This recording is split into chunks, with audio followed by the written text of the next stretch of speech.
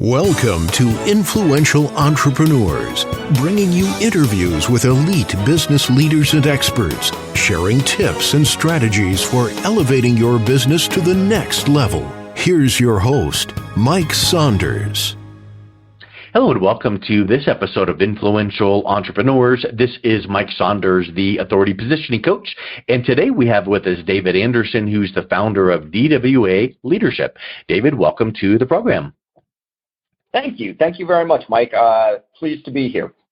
Hey, so I want to dive into your perspectives on leadership, because I know that one word is such a broad industry and category, and it's kind of like, please define success. Well, anybody can define success in so many different ways. So I'm excited to learn about your perspectives on leadership.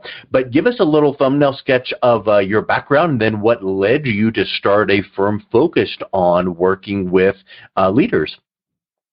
Yeah, thank you. You are absolutely right. The term leadership, you ask 50 different people how to define that, and you'll get 50 different answers. So you might get 51 or 52 different answers, by the way. Absolutely true. Absolutely true. So as you said, I have a consulting firm now, DWA Leadership, but my past kind of stretches all the way back to where I really started seeing leadership was in my first jobs when I was in college and working for leaders, working for companies, seeing managers. And then I went on to graduate, and I ended up in a fluke way in Washington, D.C., where I worked. I know that kind of is a little bit of taboo right now to say you work for the government, but, you know, I spent time working on Capitol Hill. I had the privilege of working for two presidents of the United States, so I saw unbelievable diverse group of leadership, not only at the highest levels of our government, but also traveling the world in my role, seeing leaders in different countries, and it was just fascinating. After that, I went on and I have founded a couple companies. Some have been very successful. The most is off Madison Ave and a marketing firm. I have a couple failures that just complete flops in there too, a publishing company and a few other things. So I learned, a lot of lessons about leadership, about what to do and how to mess things up too, to be honest. Yeah. And as I've kind of done the agencies and my other business and startup, my goal now is to help others understand leadership. I have a book that's titled "Leader is Not a Title." And really, what leadership is. You don't have to have a CEO, VP, something, big title to be a leader. In a lot of ways, the receptionist at the front desk of an office, although we're really not going into offices these days, can be one of your most influential leader of how they greet customers. And so it's just such a broad term. So that's kind of a really brief background, Mike, and I'll toss it back over to you to dive into some questions I'm sure you have. Yeah, and I think that what I would say to you is, your book focuses on helping emerging leaders thrive. What do you define an emerging leader is? And it kind of makes me think about new, but it could be almost, in my opinion, kind of thinking contrarian. It could be like, you think of the word innovation. Innovation does not necessarily mean some new invention. It could be a twist on something that you're currently doing, whether it's a process or a product, and just making it new, bigger, better, faster. So define emerging leader for us. Yeah, that's a great question. And, I think you hit on a very good point. Leader doesn't always mean that you are managing people or you have a team or people are reporting to you. Leadership is taking the initiative in some of the things that you just showed, that you just talked about with innovation. Emerging leaders are ones that are going into a new position or in an existing position, and they think different. They're not just about doing the status quo. They influence their coworkers through innovation and thinking different and building relationships. All of that can be done without a title. We all see challenges in our business. And, when you do have a title as a leader, we look for people who are coming to us and being proactive, not reactive, and thinking about different ways to doing things. They think like business owners or stock holders, shareholders of a company, because they treat it like it's their own. And that's leadership. When you want to make a difference, you want to motivate others, you want to be part of something. And again, emerging leaders, we in our businesses, multiple businesses, we're constantly looking for who our next level of leaders, by title or by leading something in our business, just by their actions and attitude, to be honest with you. Leadership's a mindset when you get right down to it. I could go on and on, Mike, but I'll let you kind of go from there. But I could probably spend the next 15 minutes just talking about that. But 15 hours probably, yeah. Exactly. So let's also think about this. I love the point you made that leadership is a mindset.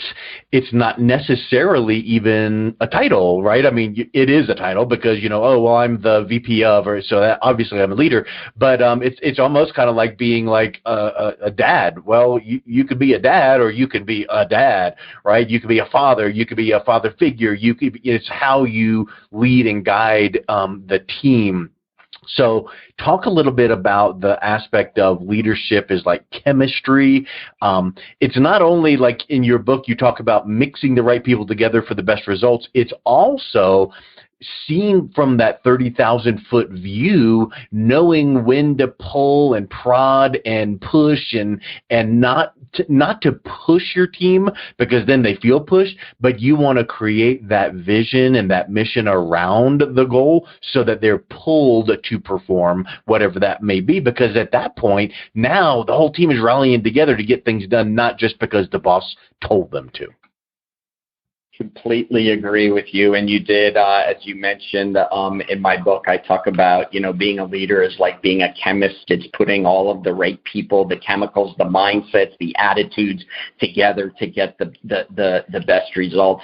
I would say that, the most important part about being a leader is motivator. You are there to inspire and motivate. You are not there to dictate. You are not there to be the dad. Now, all leadership means that you have to have tough conversations sometimes, and you need to help steer people in the right direction. Sometimes you got to change mindsets, but it's the carrot, not the stick type of thing, motivation. And I talk a lot in my book about, football coaches, basketball coaches. The coaches on a team are about motivating your players to do their best job, to think different, to motivate the other ones. I mean, in my business, and I would say probably in all your listeners, there's the person that when they want a question asked of the boss, they always send in to ask. Hey, in my office, they'll send Sasha in, or in the past it was Kevin. That's a form of leadership. That means that your coworkers, your peers are looking to you for guidance and help and to help tough situations. That's really what leadership is. And you do that through building relationships with people that allows you to inspire and motivate them. Honestly, not just for, to team, but to allow them to reach their full potential. That's really what it is. True leaders help others reach their full potential. In my book, Jack Welch has a great quote that says, before you are a leader, success is all about growing yourself. When you become a leader, success is all about growing others. Yeah. And I firmly believe that.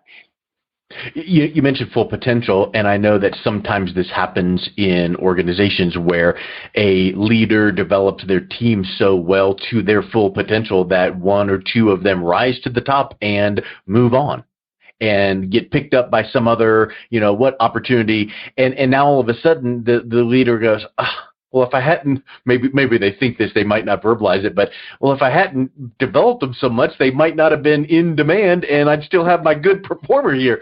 So what do you say to someone that goes, okay, you need to give them your all. You need to help them develop to their full potential, no matter what that might be. And it might mean that they move on and you start the process over with the next person.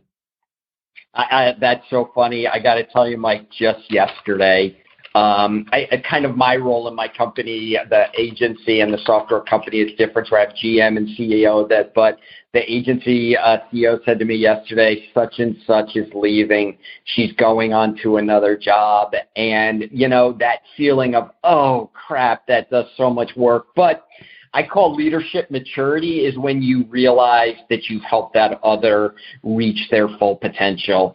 That person in our company is going on to a new job. She's going to be doing something bigger. She's making more money.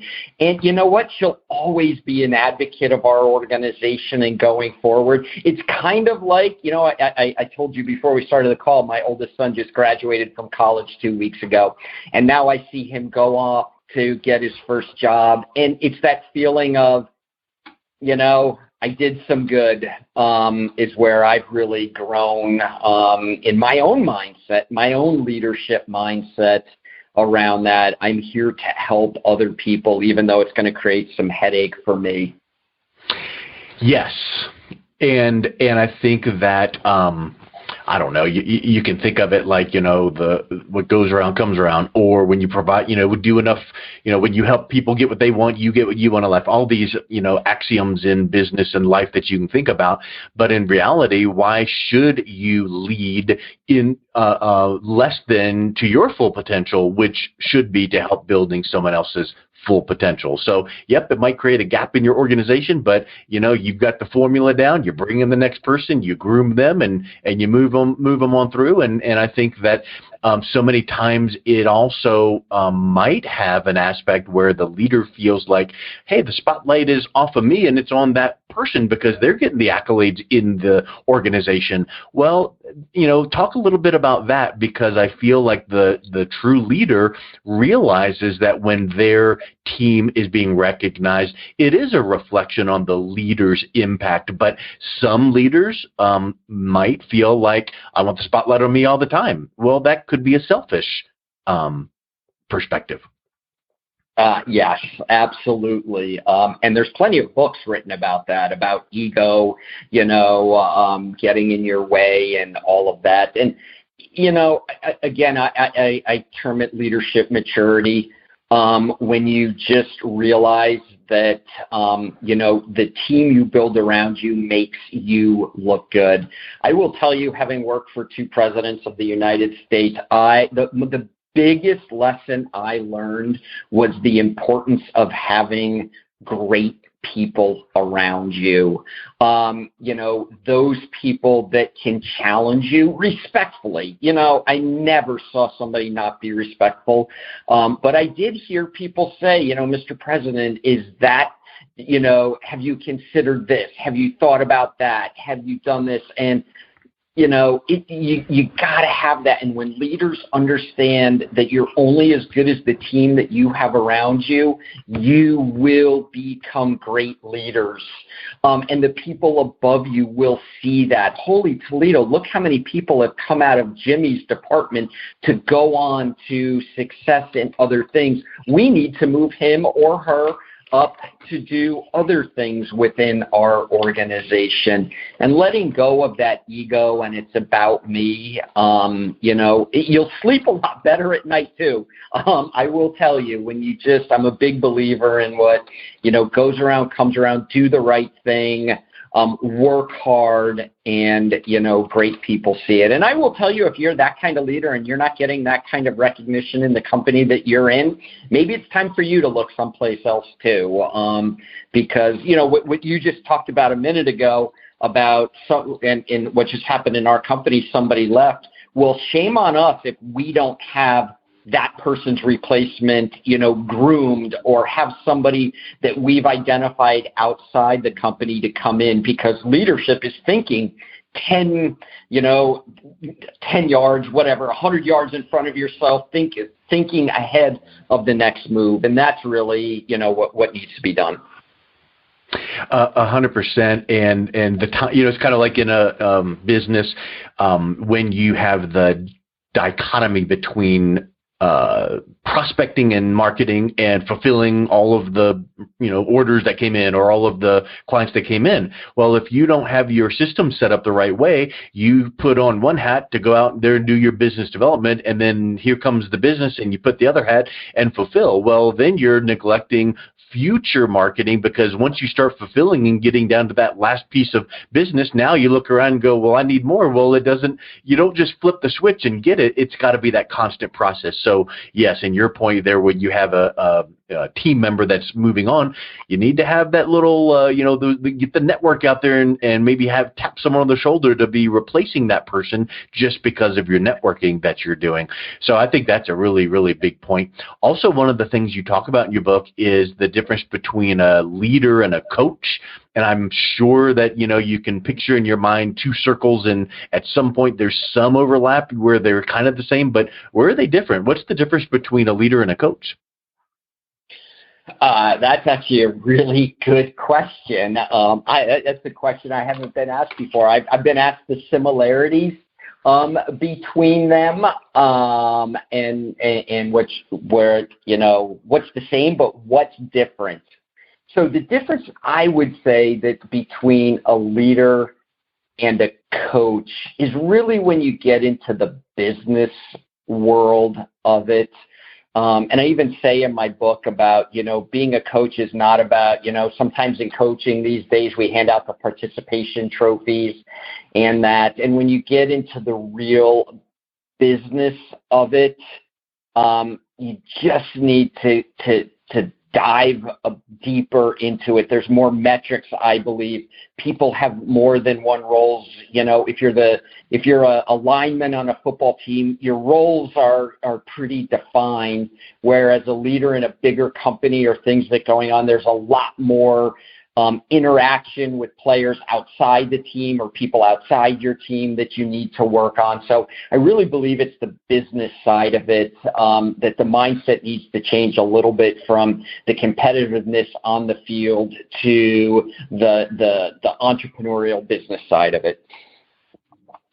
Yeah. And again, we get back to that word we've mentioned before, mindset. It's all your approach. It's all in how you are looking at your approach. And when you can put, others first and put the value you provide to the organization, at some point, again, just referencing back to what you said, someone's going to notice that you're the one grooming all these great people, or you're the one that your team is performing better and rising to the top. So you're going to get your accolades. And so that becomes, where those elements of being a coach, okay, that it comes in. And then at the end of the day, call me leader, call me coach, just don't call me late for dinner, or whatever you want to think of it as, but it really is that mindset approach, right? I mean, are you trying to lead to benefit you, which would have some very different tactics and strategies that are in place, and you're going to hold back here and you're going to go overboard there, and people can, upper management can see right through that. So I think that's a really big piece that you bring up there.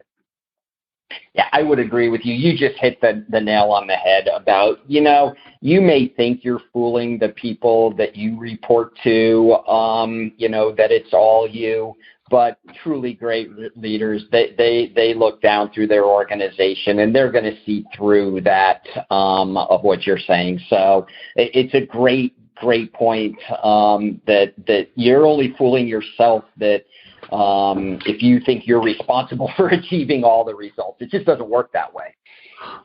100%. Well, David, it's so great connecting with you today, chatting with you. We hit on some really key topics and brought some new perspectives to them. So if anyone is interested in picking up a copy of your book or learning more about DWA leadership, what's the best place that they can go to find out more? Well, thank you very much, Mike. Leader is not a title you can find on Amazon, just like just about everything in the world that's there. My website is DWAleadership.com. You can go to the website. You can email me at DWA@DWAleadership.com. And you can even, I'm open to taking phone calls. If there's anything that you want to have, you can reach me at 480 505-4545. Leave a message there, and I will absolutely get back to you. But, Mike, I just want to thank you for having me on. You have a great podcast. You've had some amazing speakers on this podcast, some great friends of mine. I'm honored to be on here, and thanks for what you're doing, because these little tidbits and others that you've done have helped me. So thank you. You're welcome, David. Thank you so much for coming on. You've been listening to Influential Entrepreneurs with Mike Saunders. To learn more about the resources mentioned on today's show or listen to past episodes, visit www.influentialentrepreneursradio.com.